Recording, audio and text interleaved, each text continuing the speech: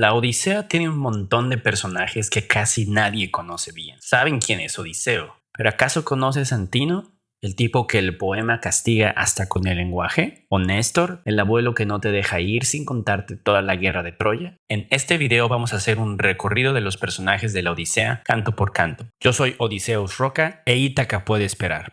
Cuando emprendas tu viaje a Ítaca, pide que el camino sea largo, lleno de aventuras, lleno de experiencias.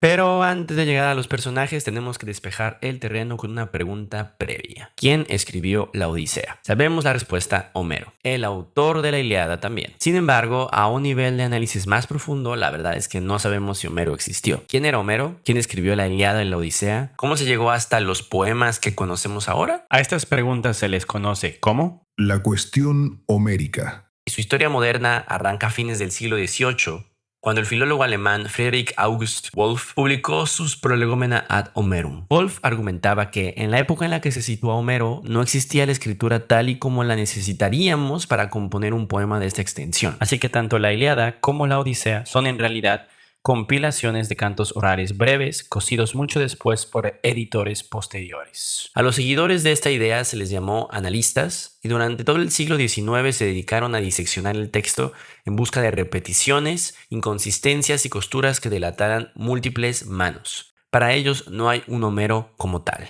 Frente a ellos surgieron los unitarios, convencidos de que semejante arquitectura, semejante coherencia estética, solo podía ser obra de un único genio, es decir, para estos sí hay un Homero. El debate podría haberse estancado entre estas dos posiciones, analistas y unitarios, de no ser porque un joven investigador llamado Milman Parry cambió las reglas del juego. Parry demostró que ese lenguaje formulario que tanto irritaba a los analistas no era pereza ni falta de originalidad, sino la técnica misma que hacía posible la composición y la improvisación oral. Su discípulo Albert Lord, años más tarde, publicó The Singer of Tales, donde estudiando a bardos orales todavía vivos en Yugoslavia, documentó en tiempo real cómo funciona esa tradición de cantores que componen mientras cantan. Aquí, nuevamente, no existe un Homero, lo que existe son bardos orales que transmiten los poemas, pero que cuando ellos los cantaban, los improvisaban. Hacia mediados de los años 40, algunos estudiosos defendieron que sí hubo un gran poeta unitario, pero que ese poeta trabajó reelaborando una vasta red de tradiciones orales y de poemas épicos previos. Desde los años 90 del siglo pasado, el consenso académico sigue más un modelo evolucionista, según el cual los poemas nunca se fijaron en un instante único, sino que atravesaron un larguísimo proceso de cristalización o de evolución, desde una fase fluida hacia el segundo milenio antes de nuestra era hasta una estandarización final hacia el siglo segundo antes de Cristo, con un momento de fijación escrita muy probable entre los siglos VIII y VII. Bajo este modelo, Homero deja de ser un individuo documentable y pasa a entenderse como una especie de símbolo, la forma en que la propia tradición épica colectiva se dio a sí misma un rostro y un nombre. Dentro de la cuestión homérica, hay una posición que vale la pena mencionar, aunque sea por mera curiosidad, la del escritor victoriano Samuel Butler, que publicó a fines del siglo XIX The Authoress of the Odyssey. Butler estaba convencido de que si bien la Ilíada era obra de un hombre, la Odisea había sido escrita por una mujer joven de Trapani en Sicilia. Se apoyaba por un lado en el protagonismo constante de figuras femeninas frente a un tratamiento casi burlón de los hombres, por el otro en ciertos errores técnicos del poema que, según él, revelaban la inexperiencia de una autora en asuntos masculinos. Por ejemplo, suponer que un barco tiene timón en ambos extremos. Casi ningún especialista sostiene esta hipótesis. De cualquier modo, es una posición interesante para platicar entre amigos y de alguna manera muestra hasta qué punto la Ilíada y la Odisea siguen resistiéndose a entregar del todo su origen. Y ya que estamos hablando de los orígenes del poema, vale la pena marcar de entrada un contraste con la Ilíada. La Ilíada arranca con la súplica del sacerdote Crises ante Agamenón en el canto primero y termina con la súplica del rey Príamo ante Aquiles en el canto 24, pidiendo el cuerpo de su hijo Héctor para darle sepultura.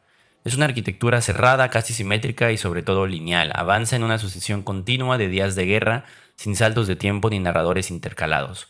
Y luego desemboca no en una victoria militar, sino en un funeral, subrayando que el verdadero costo del honor heroico son las pérdidas y no las conquistas. La Odisea hace exactamente lo contrario. En vez de cerrar el círculo con un final espejado, lo abre por dentro, se demora, delega la voz en otros narradores y termina construyendo en su bloque central un larguísimo relato retrospectivo en primera persona. Donde la Ilíada avanza, la Odisea da rodeos. Pausa para tomar agüita y digerir el contenido hasta aquí expuesto. Háblame, musa, de aquel varón de multiforme ingenio que después de destruir la sacra ciudad de Troya, Anduvo peregrinando larguísimo tiempo. Vio las poblaciones y conoció las costumbres de muchos hombres, y padeció en su ánimo gran número de trabajos en su navegación por el Ponto. En griego, el primer verso reza Andramoi NP Musa Polítropon. Polítropon viene de polítropos, que la traducción castellana traduce como el de multiforme ingenio. Odiseo no se define por la fuerza, sino por su capacidad de adaptarse, de girar, de cambiar de forma según lo exija cada situación. Es un varón multiforme, es un varón polítropon. El resto del canto refuerza esta idea con otros epítetos de la misma familia intelectual. Pero hay un detalle interesante. Todos estos epítetos de estatus y de plena capacidad los usan los dioses. En cambio, Telémaco no le aplica a su padre ni un solo epíteto de rango en todo el canto. Solo lo nombra asociado a la pérdida o a la presunción de su muerte. Hay literalmente en el lenguaje una fractura entre el Odiseo que reconocen los dioses y el Odiseo vaciado que sobrevive en la boca de los suyos. Hay, hasta en eso, una multiformidad. Tan rica es la fuerza del polítropos que contagia la propia estructura del poema. Recordemos que la Odisea no avanza en línea recta desde el principio hasta el final como lo hace la Ilíada, sino que arranca in media res, en la isla de Calipso, y retrasa la aparición de Odiseo durante 4 cantos enteros, dejándolo existir apenas como el relato que otros hacen de él. Cuando por fin aparece en el canto quinto, su historia sigue sin contarse de una sola vez ni desde una sola voz. La vamos a recibir fragmentada entre Néstor, Menelao, Helena y más adelante el propio Demodoco, antes de que Odiseo tome la palabra y narre ya en primera persona el bloque de sus propias aventuras. Es una composición que la propia tradición crítica describe en bloques que se alternan y se enlazan. Dicho de otro modo, el poema que se abre nombrando un nombre Polítropos, multiforme, está construido él mismo con muchos giros, con una arquitectura que da vueltas, se demora, se disfraza de otras voces antes de demostrar la propia. La forma multiforme del relato es, en este sentido, el espejo estructural del héroe multiforme que lo protagoniza. Y algo parecido pasa si comparamos directamente al propio Odiseo con su versión en la Ilíada. En la Ilíada es uno más entre muchos héroes. Es valorado por su elocuencia y su cabeza fría, pero también es mirado con recelo por esa misma astucia. Por ejemplo, Antenor, consejero del rey Príamo, dice que las palabras de Odiseo caen como copos de nieve en invierno y que ningún hombre vivo podría igualarlo en el arte de la retórica. Pero a la vez, el mismo Aquiles le llega a decir que odia a cualquier hombre que dice una cosa mientras piensa otra que permanece oculta en su corazón. En la Odisea, en cambio, esa misma astucia deja de ser sospechosa y se convierte en una virtud central que lo saca con vida de cada trampa. Y su propio cuerpo empieza a comportarse como su historia, cambiando de forma según lo exige el momento. Lo leemos desnudo y roto llorando en la playa de Calipso, después convertido por Atenea en un mendigo de piel arrugada, en multiforme otra vez, hecho cuerpo. La Odisea comienza en el Olimpo con el concilio de los dioses que ocupa buena parte del canto primero. Zeus toma la palabra recordando el caso de Egisto. Egisto se casó con la esposa legítima de Agamenón y lo mató a su regreso de Troya, pese a que los dioses le habían enviado una advertencia explícita a través de Hermes de que si lo hacía, Orestes Sátrida, el hijo de Agamenón, lo mataría a él. Zeus usa este caso para quejarse de que los mortales culpan a los dioses de males que en realidad se buscan ellos mismos con su propia insensatez. Atenea aprovecha el momento para virar la conversación hacia Odiseo. Le recuerda a Zeus, el que amontona las nubes, que este hombre prudente y piadoso como pocos lleva años retenido en una isla por la ninfa Calipso, deseando morir con tal de ver aunque sea el humo de su patria. Zeus aclara que él no lo ha olvidado, pero que el obstáculo es Poseidón, todavía furioso porque Odiseo cegó a su hijo, el cíclope Polifemo. Se dice entonces el plan que va a organizar el resto del poema. Hermes bajará a la isla de Calipso a comunicar la orden de liberar a Odiseo y Atenea bajará a Ítaca a alentar a Telémaco. La tragedia de Egisto aparece aquí solo como un ejemplo, un caso citado por Zeus, pero relevante para toda la Odisea. Por ejemplo, la propia Atenea después anima a Telémaco a imitar la firmeza de Orestes, el que menguó a su padre. El poema a estas alturas no nos cuenta mucho sobre Egisto. De momento funciona como advertencia moral y como espejo heroico para un joven que todavía no sabe bien quién es. Eso es Telémaco, un personaje que no sabe quién es en el primer canto de la Odisea. Lo encontramos sentado entre los pretendientes, triste, soñando en silencio con que su padre vuelva y le devuelva el honor. Cuando Atenea le pregunta por su linaje, responde: mi madre afirma que soy hijo de aquel y no sé más, que nadie consiguió conocer por sí mismo su propio linaje.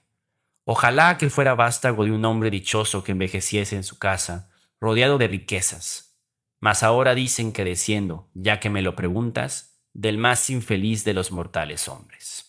Estas líneas revelan su estado interior. No sabe quién es, está perdido. Esta visita de Atenea disfrazada del extranjero Mentes, la que empieza a cambiarlo. Al marcharse la diosa como un ave, Telémaco siente que el valor le crece en el pecho y comprende que ha hablado con una divinidad. Ese impulso se traduce casi de inmediato en su primer gesto de autoridad, cuando ordena a su propia madre que deje de pedirle a la Edofemio que calle su canto. Vuelve ya a tu habitación, ocúpate en las labores que te son propias, el telar y la rueca, y ordena a las esclavas que se apliquen al trabajo. Y de hablar nos cuidaremos los hombres, principalmente yo, cuyo es el mando de esta casa. Es un gesto de madurez que surge casi inmediatamente después del empuje de Atenea. Cabe decir que es un gesto de autoridad que se ejerce silenciando a una mujer. El canto cierra con él pasando la noche entera despierto, dando vueltas al viaje que la diosa le ha trazado, el de la necesidad de ir a buscar noticias de su padre. Entramos al canto segundo. Y aquí es cuando Telémaco convoca la primera asamblea de Ítaca desde que su padre partió. Aquí aparece otro personaje que quiero mirar de cerca, Antino. Es el único que se atreve a replicarle a Telémaco cuando el resto de la asamblea calla. Se le presenta a Telémaco como un antagonista. Antino calla a Telémaco y traslada toda la responsabilidad del conflicto a Penélope. Y para justificarlo, cuenta el episodio del sudario de Laertes. Durante 3 años la reina tejió de día y destejió de noche la misma tela, con la excusa de terminarla antes de elegir un nuevo esposo, hasta que una esclava la delató. Antino exige entonces que Telémaco devuelva a su madre a casa de su padre para que se case con quien ella disponga. Y cuando el joven se niega y pide una nave para partir, Antino se acerca a él riendo y le dice: Telémaco altilocuo,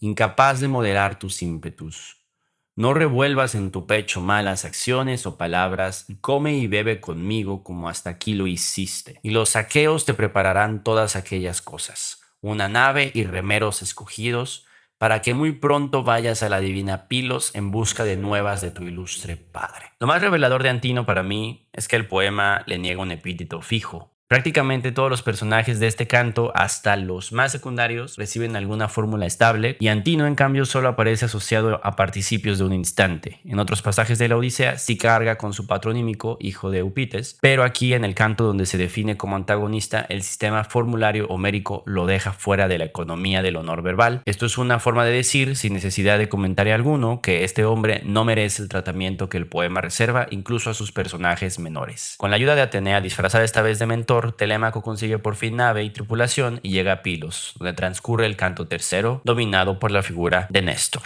A Néstor Nélida lo encontramos presidiendo un sacrificio en honor a Poseidón, y desde el primer momento se revela como un mentor de continuidad. No tiene noticias directas de Odiseo, pero su función no es resolver el enigma, sino poner la historia en marcha, redirigir a Telémaco hacia Esparta y proveer los medios materiales del viaje. Pero Néstor es ante todo un anciano incapaz de agotar el doloroso relato de Troya. Troya es un recuerdo doloroso, nunca se presenta como una batalla heroica como tal, sino siempre es una tragedia que les duele a todos los personajes que participaron en ella. Y Néstor Nélida está atrapado en este episodio. Necesita rememorar para procesar un dolor que todavía no logra sanar. Aquí aparece nuevamente la tragedia de Egisto, esta vez en boca de Néstor, quien dice que mientras los aqueos luchaban en Troya, el cobarde Egisto sedujo en Argos a la reina Clitemnestra. Una vez consumada la traición y asesinado Agamenón a su regreso, usurpó el trono de Micenas durante 7 años hasta que Orestes regresó de su exilio para vengar a su padre, matando a los traidores. Néstor relata esta historia a Telémaco como una advertencia moral, instándolo a no permanecer lejos de su patria por demasiado tiempo, pues el vacío de poder en Ítaca permite que los pretendientes, quienes actúan con la misma codicia que Egisto, consuman sus riquezas, presentando así a Orestes como el modelo que Telémaco debe imitar para restaurar el honor de su casa. Y del reino ordenado de Néstor pasamos en el canto cuarto al palacio deslumbrante de Menelao en Esparta. Y aquí quiero detenerme en la figura de Helena.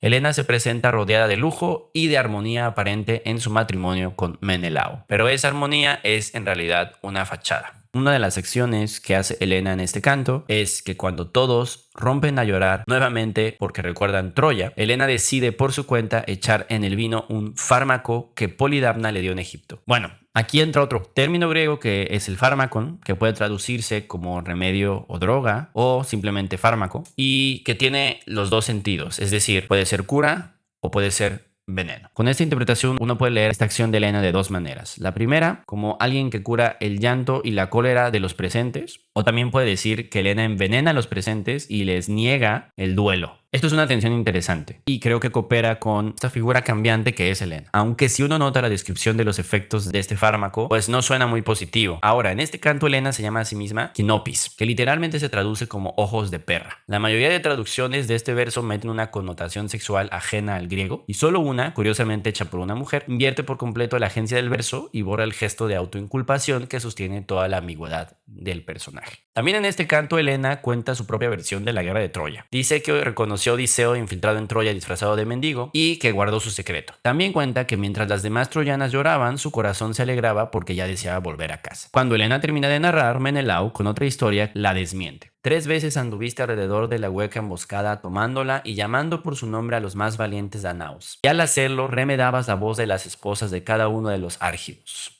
Según esta historia, Helena no tenía muchas ganas de volver a casa, y los soldados casi caen en su trampa de no ser por Odiseo quien tapa la boca de un hombre a punto de rebelarse. Esto es interesante porque algo parecido sucederá en el canto de las sirenas. Odiseo parece casi inmune, o al menos tiene una voluntad mucho más elevada contra esta clase de subterfugios. Sería un poco raro que alguien como Odiseo caiga en trampas como las que él mismo hace. El relato de Helena y el relato de Menelao, contados en la misma sobremesa, se contradicen sin que nadie lo señale en voz alta. Esa es exactamente la Helena que la Odisea nos da. No es la causa pasiva de una guerra, sino una figura cambiante capaz de presentarse como víctima arrepentida y como cómplice peligrosa en el espacio de unos pocos versos. Y es curioso como Helena también es un poco multiforme. En la Ilíada, Helena carga el epíteto leucolenos, de brazos niveos. La misma fórmula que en el sistema homérico es la fórmula propia de Hera, que funciona como marca de rango y de legitimidad matrimonial. No es un dato de pigmentación, y en la propia Odisea, de hecho, se lo retiran a Helena por completo. Porque Helena ya no encaja en él. Helena ya no es el ideal de esposa legítima que la fórmula evoca. Helena, liberada de esa marca, se vuelve la figura activa, y el insulto que se aplica a sí misma en ambos poemas ya no es solo el lamento de una mujer arrepentida, sino la fría autoconciencia de alguien que asume con tal control su papel en la catástrofe. Entendemos perfectamente que al traducir como de brazos niveos, al lector moderno le provoque en su imaginación un llano Helena era blanca. Pero la palabra griega tiene un sentido más amplio que solo la pigmentación de la piel. Los brazos niveos eran la evidencia física de que una mujer jamás había trabajado bajo el cielo abierto,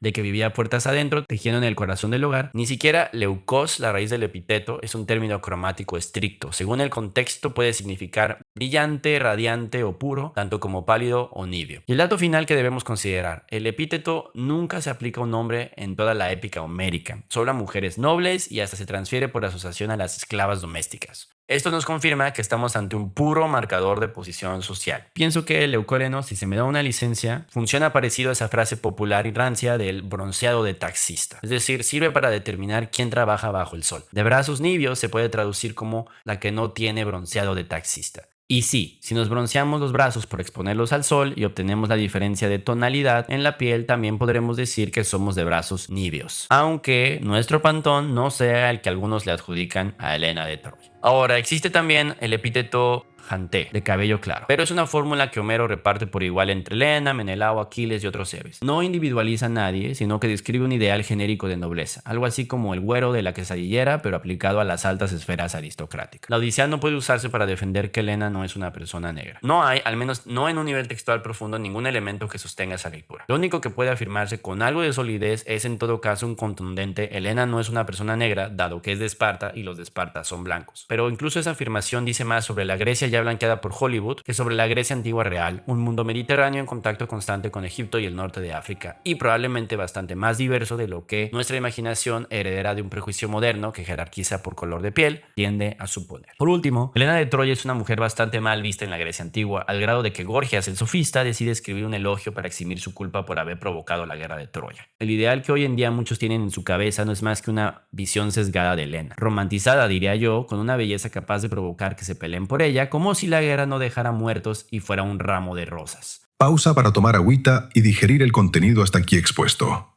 En fin, a Odiseo lo vamos a encontrar en el canto quinto, no desplegando ninguna astucia, sino llorando en la orilla de la isla de Calipso frente al mar. Es un hombre vulnerable. Ya sabemos por el canto 1 que se ha decidido su liberación y se mandó a Hermes para comunicarle a Calipso que lo deje ir. Calipso tiene una respuesta interesante que muestra que la Odisea presenta cierta reflexión sobre el papel femenino de la época. Calipso justo se sale de la norma, pues reclama a los dioses: ustedes hacen lo mismo, ustedes bajan, se aprovechan de las mortales y nadie les dice nada, pero cuando una diosa quiere hacer lo mismo, vienen y nos quitan al hombre amado, que en este caso es Odiseo. Aunque esta reflexión está, al final Calipso termina por ceder porque no puede oponerse a Zeus, y su protesta es solamente eso, una protesta. Antes de liberar a Odiseo, le ofrece una última cena y la inmortalidad misma. Y Odiseo la rechaza. Prefiere la mortalidad, el sufrimiento probable y una esposa mortal a una vida eterna. La Odisea emplea el epíteto polímetis a Odiseo en el momento exacto en el que, ya frente a Calipso, este ejerce por primera vez su ingenio en forma de respuesta diplomática.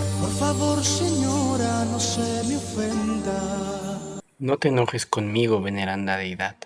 Conozco muy bien que la prudente Penelopea te es inferior en belleza y en estatura, siendo ella mortal y tú inmortal y exenta de la vejez. Esto no obstante deseo y anhelo continuamente irme a mi casa y ver lucir el día de mi vuelta. Calipso es de hecho el personaje más rico de este canto. Es guardiana del umbral, es decir, retiene al héroe en el borde entre lo maravilloso y el regreso. Es una figura cambiante y por algo Odiseo le exige el juramento de la Estigia antes de irse. Y es también una donante porque le da las herramientas, las provisiones y la instrucción náutica para que Odiseo pueda volver a casa. En este canto Odiseo construye su balsa con sus propias manos, navega 17 días y cuando por fin avista tierra, Poseidón, que vuelve de Etiopía, lo descubre y desata una tormenta. Tras naufragar, la ninfa marina Leucotea, la de los pies hermosos, le da su velo mágico y lo salva. Odiseo llega arrastrándose a la costa de los Feacios y se entierra desnudo y agotado. Después del naufragio llegamos al canto sexto, donde conocemos a Náusica, la princesa feacia. Atenea se le aparece en sueños y la empuja con el pretexto de lavar la ropa hacia el río donde Odiseo duerme. Cuando las esclavas de Náusica están jugando a la pelota, Odiseo despierta, emerge Y le dice: yo te imploro, oh reina, seas diosa o mortal, si eres una de las deidades que poseen el anchuroso cielo, te hallo muy parecida a Artemisa, hija del gran Zeus, por tu hermosura, por tu grandeza y por tu natural. Y si naciste de los hombres que moran en la tierra, dichosos 1000 veces tu padre, tu veneranda madre y tus hermanos, pues su alma debe de alegrarse todas horas intensamente cuando ven a tal retoño salir a las danzas. Dichosísimo en su corazón, más que otro alguno, quien consiga, descollando por la esplendidez de sus donaciones nupciales, llevarte a su casa por esposa. Gracias por existir. Como ven, Odiseo pues es básicamente un hablador, tiene mucha labia y es la segunda vez que utiliza la belleza como una apelación para conseguir lo que quiere. Ya lo había hecho con Calipso en el canto anterior, que le dice: yo sé que eres más hermosa que mi esposa, y aquí lo vuelve a aplicar con Náusica: dichoso sea el que te tenga por esposa. Y al final, con estas palabras, con esta labia, Odiseo logra su cometido, con Calipso salir de la isla Y con Náusica que le ayude y le informe sobre los feacios. Náusica es en el fondo la vida que Odiseo podría haber tenido y no va a tener. Una esposa contrafactual, la versión humana y lícita de lo que Calipso le ofreció en clave divina. Si uno mira el viaje completo, de hecho hay toda una serie de mujeres que van marcando cada etapa del regreso. Calipso retiene con la promesa de la inmortalidad, Náusica rescata y abre la puerta de la ciudad, Arete decide si esa puerta se queda abierta, Atenea administra en las sombras todo el proceso y Penélope en Ítaca es la meta final de todo el recorrido. Dentro de esa serie, Náusica es quizás la más peligrosa para el regreso, precisamente porque no exige renunciar a la mortalidad como Calipso, solo pide quedarse. El poema la marca con el mismo epíteto que, como vimos, le retira a Helena, Leucoleno, de brazos nibios, la fórmula que en el resto de la tradición griega pertenece casi en exclusiva a Hera, como si por un instante revistiera a Náusica de una dignidad de reina que la Odisea ya no le concede a Helena. Otro de los epítetos de Náusica es el de Parthenos Admes. El término Admes proviene del ámbito agrario y se usaba para describir a una novilla o a un potro joven que aún no había sido domado para tirar de un carro. En un juego de contrastes, vemos a la propia princesa disponiéndose físicamente a uncir las mulas para volver al palacio. Este acto es una metáfora del gran tema de fondo del canto sexto, el matrimonio. Desde que Atenea se le aparece a Náusica, le advierte que su matrimonio está cerca. Y así, este acto de uncir a las mulas es para remarcar que su propia vida está a punto de ser uncida. La princesa se nos revela en el umbral exacto, en ese momento de su vida, donde la joven libre y dueña de sí misma debe aceptar finalmente el inevitable yugo conyugal. Náusica le da instrucciones precisas a Odiseo, que entre solo a la ciudad para evitar el chisme y que le suplique primero a la reina Arete y no al rey. Y llegamos al canto séptimo, donde Atenea, disfrazada de muchacha con un cántaro, le explica a Odiseo el prestigio excepcional de Arete, una mujer que resuelve disputas entre los hombres y a quien se honra como a ninguna otra en la tierra. Cuando Arete reconoce la ropa que ella misma tejió, interroga a Odiseo y él le cuenta por primera vez en el poema una versión resumida de su historia. Alcino, conmovido, llega a ofrecerle la mano de Náusica y quedarse a vivir entre ellos, oferta que retira de inmediato apenas nota el silencio de Odiseo, invocando el respeto que Zeus exige hacia los deseos de un huésped.